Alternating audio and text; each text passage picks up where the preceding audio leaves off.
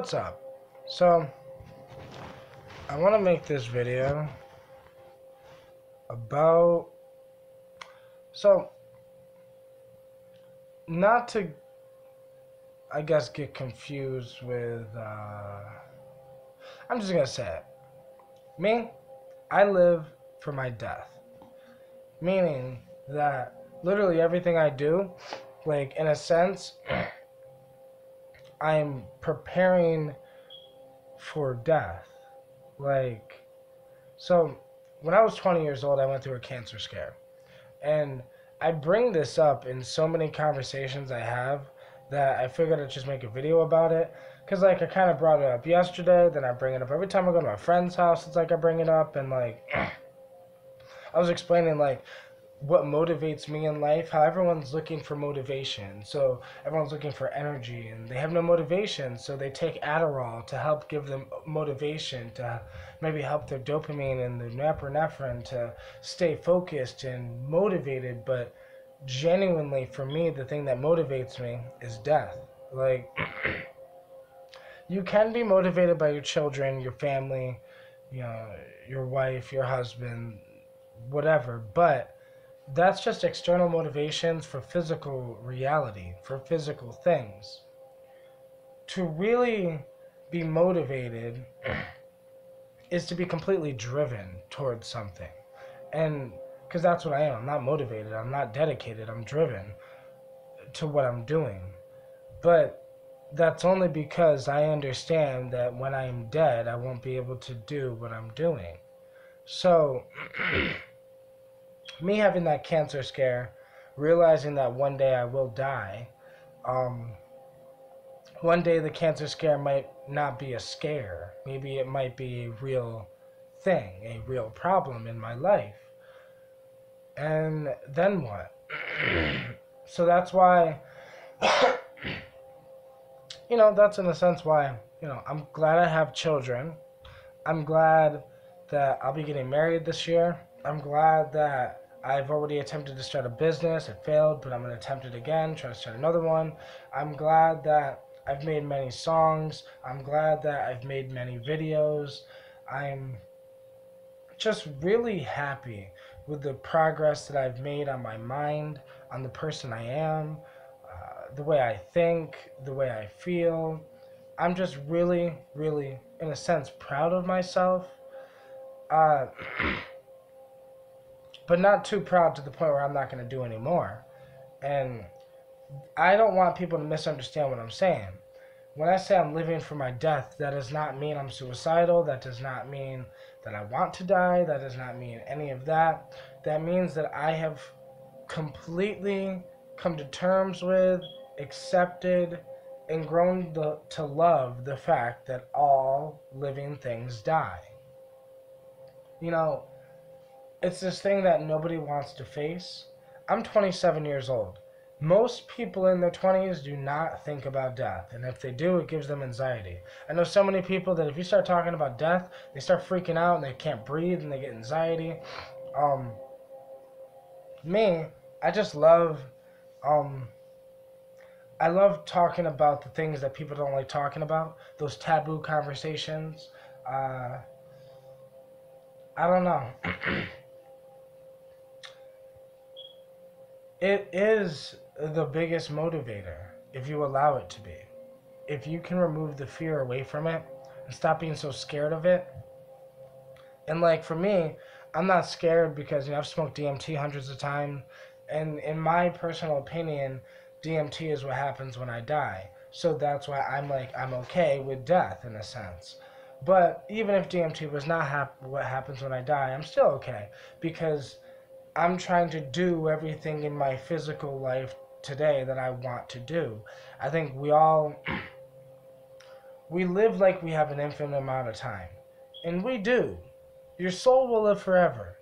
But the thing you are right now will die when you do. Your ego, in a sense.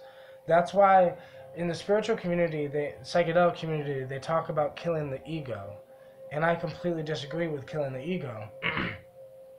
It's about learning how to tame the ego like a wild animal and learning how to tame it like a house dog or a house pet. and keeping it on the leash because my ego is fulfilled, um, mentally, sexually, emotionally, physically. Yes, my ego's like, maybe I want more technology, or maybe I want more weed, or more psychedelics in my possession, or more this, or more that. But like, genuinely, for the most part, I fulfill my ego. When I want something, I usually get that something for the most part. Like, there are so many humans that want to go, like, people go on diets and shit like that, and I'm in good shape, you know, I'm in pretty good shape. But I guarantee I eat pizza just about as much as a fat guy. Like, there's, I'm not the healthiest, um, even though I look healthy and my muscles and I can run, you know, and all this other shit. But what I'm saying is, I do all of this because I'm living for my death in a sense.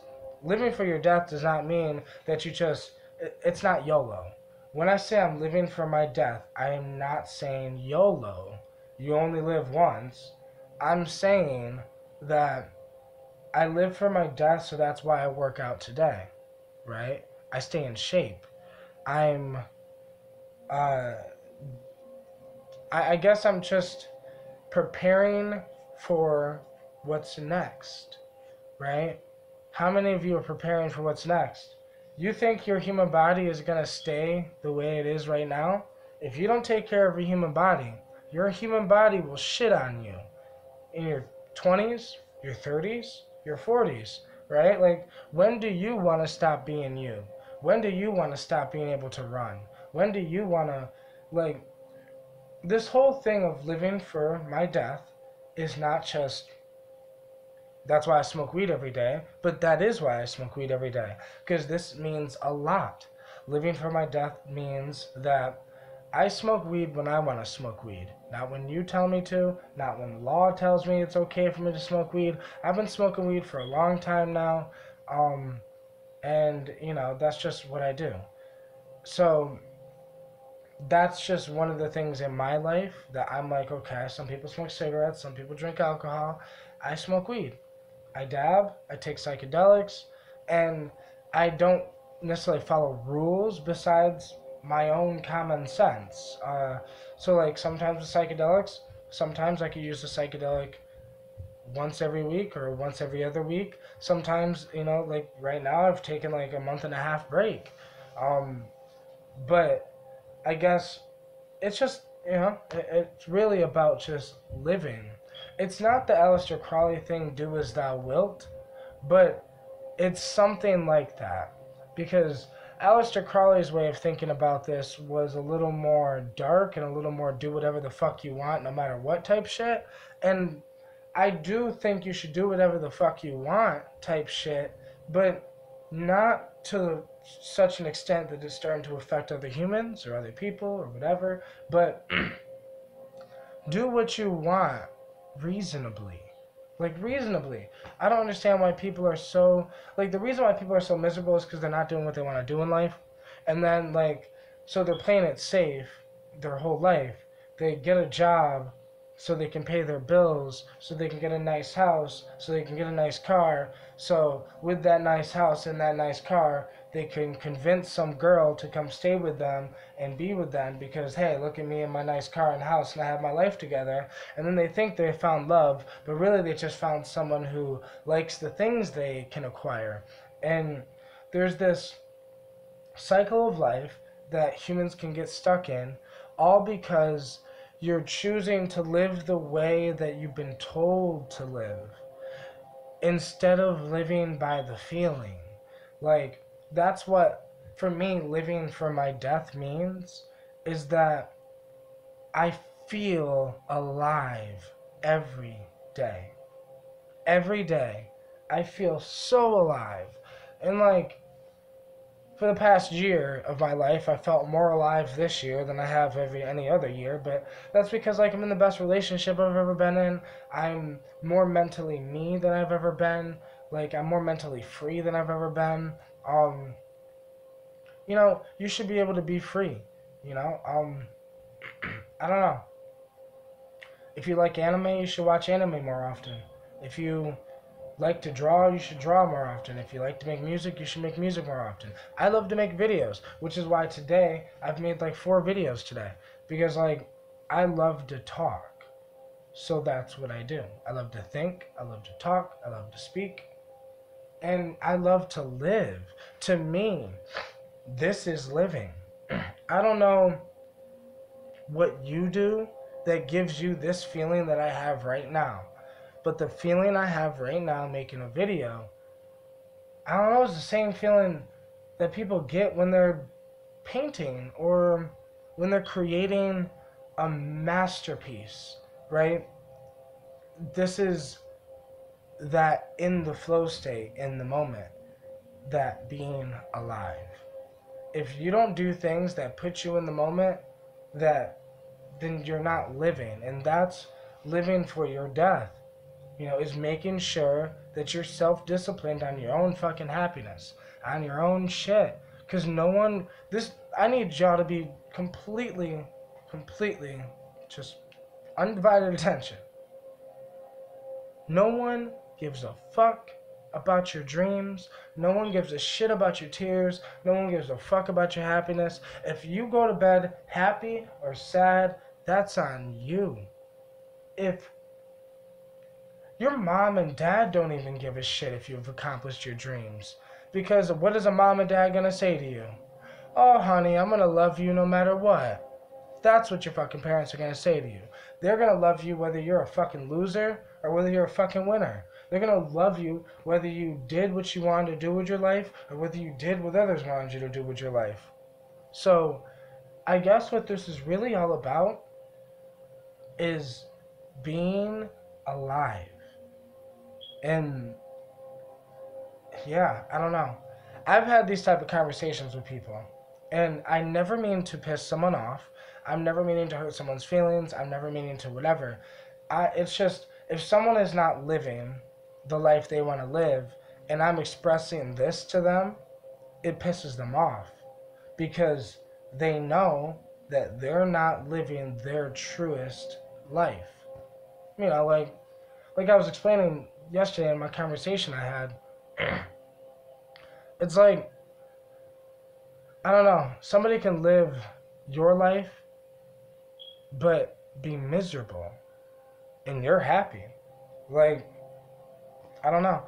If you put yourself in my shoes, I bet most of you guys would be miserable because so many people are used to having so much more than me.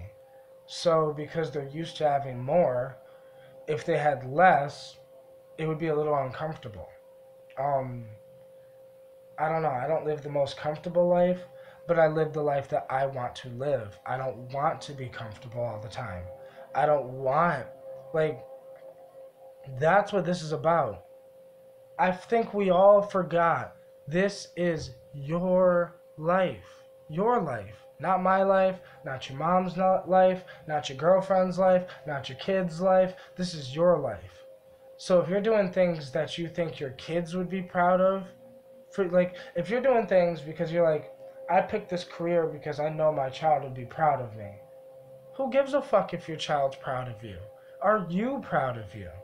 Like I said in the beginning of this video, I'm genuinely proud of myself. And the things I'm proud of myself for, maybe my mom would not be proud of me for, my dad would not be proud of me for, and if my kids were grown, maybe they would not be proud of me for this shit. But it doesn't matter because this is me, right? And at least I'm living. Like, living. And this whole world is filled with a bunch of people who judge all of each other. And what I've noticed about me is I don't judge people because when you're completely free, you're not even, you don't even judge other humans because, like, you're so free that judgments are attachments. Like, if you're judging someone, you're attached to human concepts, to whatever the fuck, right? I'm not attached to anything besides what I chose to be attached to. I chose to be addicted to kratom. I chose to have children. I chose to, I'm going to have a future wife. These are things I'm choosing to be attached to in the physical world, but Reality is, it's because I want these things. This is what I want before I die. What do you want before you die? And do you have it? Like, I guess that's another thing.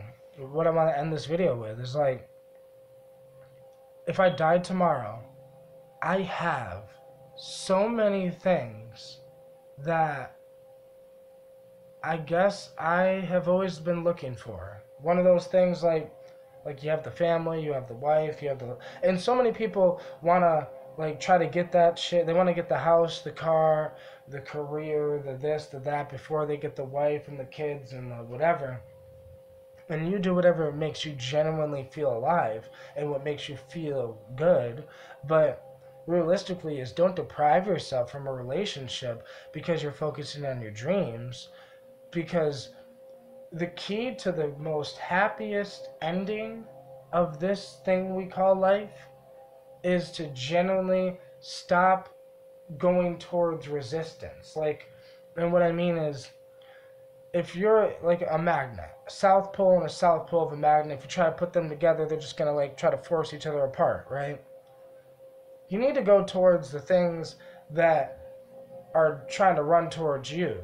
Like, don't force love on someone. Like, if you're trying to get with this girl and she's so fucking, you're like, oh my god, she's so hot, she's so gorgeous, yada yada, and you're trying to force something. What if her personality don't fit you? Like, what if, and that will lead to an unhappy ending. You might be like, yo, my girlfriend's hot as fuck, bro, yada yada yada. That's great and all. Your girlfriend's beautiful. That's awesome. But can you gently have a conversation with her?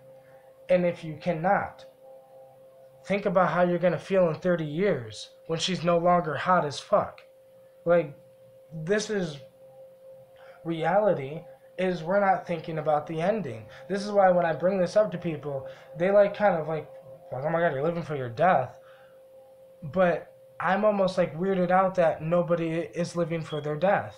I'm kind of weirded out that like people, you get into a relationship and what'd you get with them for? Because they had, you know, a nice face, maybe person had a car and a house or this or that. But humans aren't analyzing and thinking, why does that person have a car? Oh, because they went into debt for $30,000 that they did not have, and now they fucked up their credit and bought a house for what, and now they owe money instead of having things that make them money. And this is all about just living life. If we lived for our death, we'd plan things out more because we would think more in the long term. The problem with our society is we're such a short-term dopamine-based society that like humans want that quick orgasm. But you don't, that quick orgasm ain't gonna do shit. It's not fulfilling. We can all have a quick orgasm in the bathroom. It's possible for every human being. But the thing that will make you feel alive on your deathbed is not those quick orgasms. Like, those quick orgasms you are going to regret at the end of your life. Like, you think you're going to be happy that you were doing cocaine and heroin and, you know, having mad fucking insane sex and all this shit, right? Like, it's awesome now. You think it's going to be awesome. But it's about living for your death. So, this can go two ways. You can have insane sex and all this other shit in 3 ways in life and live.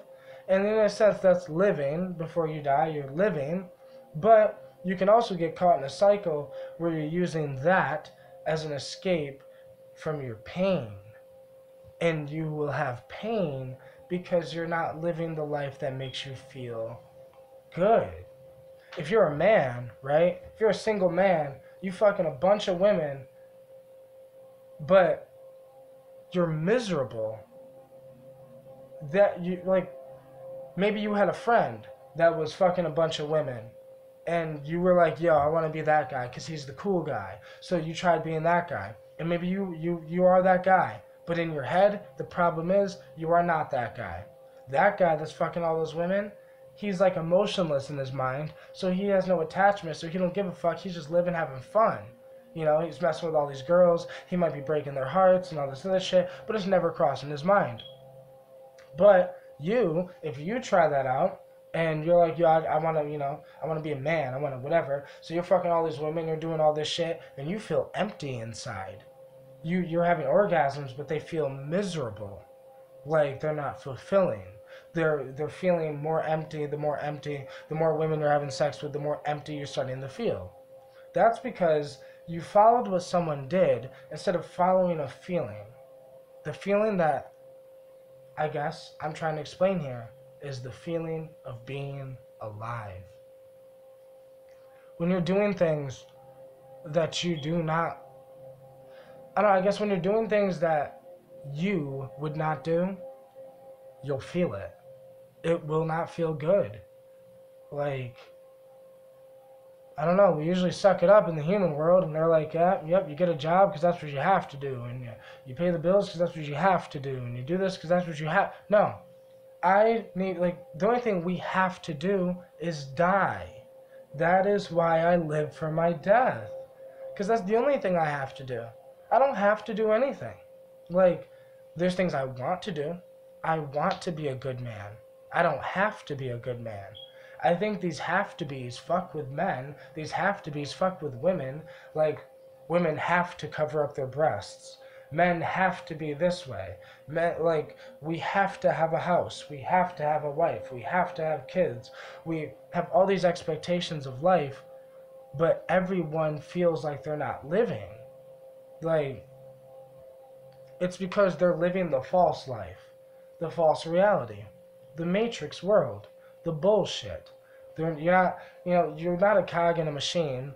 You're not a piece of machinery. You're not an AI. You're a fucking soul. You're not a human being. You're a fucking soul that needs to live and feel alive, because if you don't, you're gonna fucking die. And I guess what I mean is, how many people are already dead? How many of us on this planet are walking zombies who genuinely don't feel alive? I could scream it to the heavens. Like, I don't know. I feel fucking great. It's been a great week. It's been a great month. Like, shit, it's been a great year. And 2020 was fucked up for everybody, but, like, it was pretty damn good for me. I had some bad moments, but life is not about being attached to your bad moments. That's the problem. Life is about learning how to let go of the bad moments and learning how to hold on to the good moments. If you ask me what bad happened, I really don't really remember. I'd have to generally sit here and think about, well, what bad really did happen, you know? But I generally definitely remember the good shit, you know, because, like, that good shit, I still feel it. Like, I can still feel that good shit that happened a year ago. And it's hard to explain, but what I mean is because I'm chasing that same feeling. I'm chasing a feeling. Most people are motivated by money. That's why they're fucking miserable. Like, that's why you can give them $1 million and they'll still be unhappy. Because they're motivated by the money. They want that money. No, they don't. They want to be lazy. They want to have $1 million so they can sit on their ass and do nothing. Like, that's not gonna make you feel alive. That's why they say money can't buy happiness. But with the right money, you might be able to do things that make you happy. Spend more time with the people you love. Go to places, go do things. I don't know. Just live, right? Whatever you wanted to do. Because luckily, literally luckily, because this could not be true, if I was a different human, but luckily I'm me. But luckily, the things that generally make me happy, I have the ability to have access to in my world being poor.